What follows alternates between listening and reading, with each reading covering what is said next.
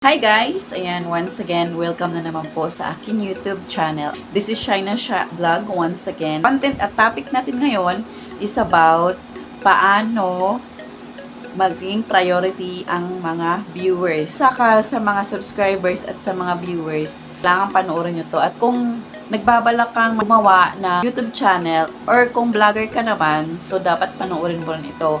Kasi syempre, bilang isang content creator, dapat mag-iisip tayo ng content which is nakakatulong lalong-lalo na sa mga subscribers at sa mga viewers. At of course, lalong-lalo na sa mga small YouTuber na katulad ko. Dahil nakapag-isip tayo ng content ngayon, naisipan kong i-share sa inyo yung mga experience. Kung ikaw ay isang YouTube vlogger, paano mo ba i-priority ang mga viewers mo?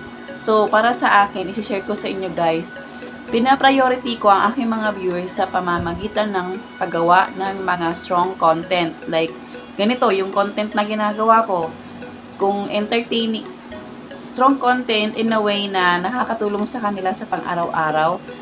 And of course, yung informative and learning. And of course, magkakaroon sila ng idea, makakakuha sila ng idea, hindi lang sa gawa ng content na para may mapapanood lang yung ating mga viewers. Of course, yung mga content na kailangan, meron silang matututunan, lalong-lalo sa mga viewers at sa mga subscribers, sa mga followers ko.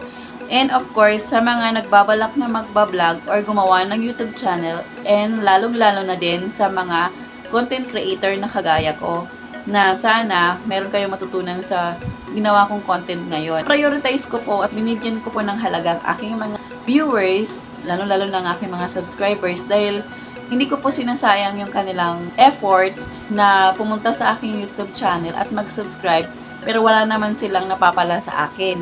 Yun po yung real talk ha. So, ang gagawin ko, give and take lang. So, dahil pinapanood nyo ako, ibabalik ko rin po sa inyo ang effort na ginawa nyo for me. Ang ginagawa ko ngayon is that gumawa ako ng content which is to recognize and appreciate those effort, lalong-lalo sa mga nanonood sa akin at nagso-subscribe. So, yan ko po kamahal ang aking mga viewers at ang aking mga subscribers.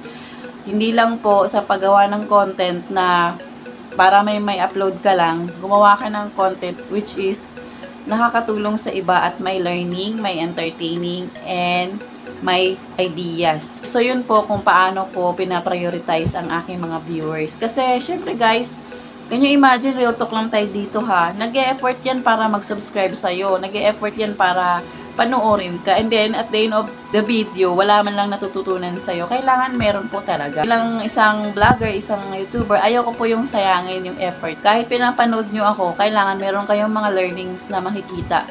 At ito, nakakatulong din, lalong-lalo na sa mga small YouTuber na katulad ko, na mag-create kayo ng content na which is nakakatulong sa inyong mga subscribers at hindi sila lumayas or umalis sa iyong YouTube channel at magstay sila parang jowa mo. Yan, joke lang. Ayan, so yun po yung i-share ko sa inyo kung paano ko ipaprioritize ang aking mga YouTube viewers at ang aking mga subscribers. And of course, meron din silang magandang kapulutan na aral, mga hugot words na pwede nilang matututunan sa aking channel.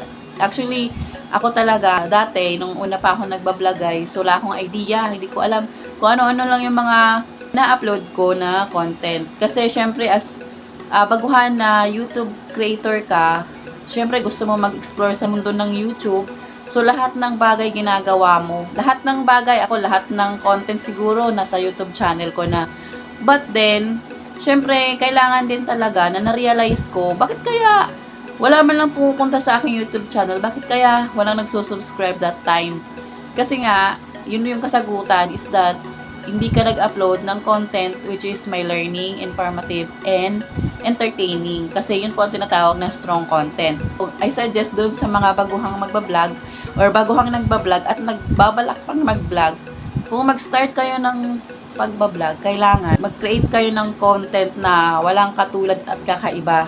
Hindi ko naman sinasabi na huwag nyo akong gayahin, pero sana makaisip kayo or makagawa kayo ng content na sa inyo talaga or sarili nyo. Kasi maganda po talaga yung meron tayong tinatawag na originality, no guys?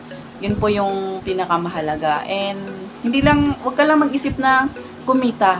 Siyempre, isipin mo rin yung mga viewers mo, yung mga subscribers mo, kung paano mo sila mapapasaya, paano mo sila mapapanatili sa iyong YouTube channel. Ayan. Kaya, kailangan maging masipag ka, matyaga ka mag-create ng content. Every now and then, nag-upload ka ng mga content which is learning and entertaining. Ayan. So, maraming salamat sa pagpunta sa aking YouTube channel. Ako po ay naniniwala na kung kaya mong mabuhay today, I'm sure kaya mo ring mabuhay tomorrow. This is Shaina Sha Vlog na nagsasabi na don't forget to subscribe and hit the notification bell para kayo ay updated sa aking panibagong videos na i-upload. God bless everyone. Thank you guys.